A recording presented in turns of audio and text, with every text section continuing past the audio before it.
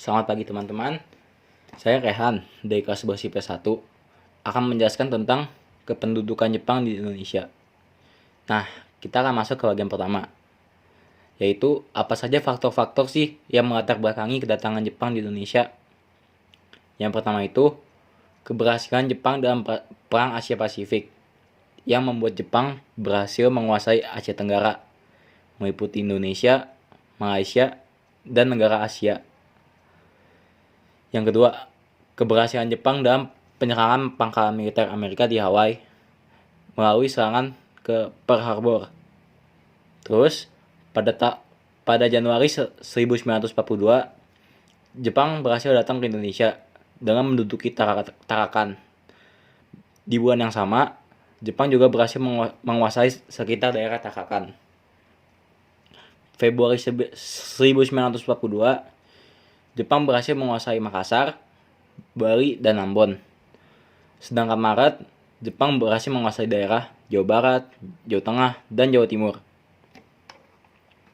Pada awal kekuasaannya, Jepang melibatkan dua kekuasaan. Yang pertama, Angkatan Darat, bisa disebut juga Rikugun. Yang kedua, Angkatan Laut, atau disebut juga Raigun. Dalam 3,5 tahun kependudukan Jepang, banyak kebijakan-kebijakan yang dikeluarkan oleh pemerintah. Yang pertama itu ada gerakan 3A. Itu kepanjangan dari Jepang Cahaya Asia, Jepang Pelindung Asia, dan Jepang Perisai Asia. Program ini mendapat dukungan kurang baik dari masyarakat, sehingga program ini dibatalkan. Terus kedua, dilakukannya Seikirei. Itu merupakan penghormatan kepada Kaisar Jepang yang dianggap merupakan dewa matahari. Terus yang ketiga, Romusa. Kebijakan ini membuat rakyat menderita karena mereka dipaksa kerja sehingga banyak dari mereka yang meninggal dan sakit. Terus yang keempat, dibentuknya peta yang dipimpin oleh Sudirman dan Nasution. Banyak perlawanan-perlawanan yang dilakukan terhadap Jepang. Yang pertama itu ada Kiai Abdul Jalil di Aceh. Yang kedua, Kiai Haji Zainal Mustafa di Singaparna. Dan ketiga, Supriyadi di Blitar.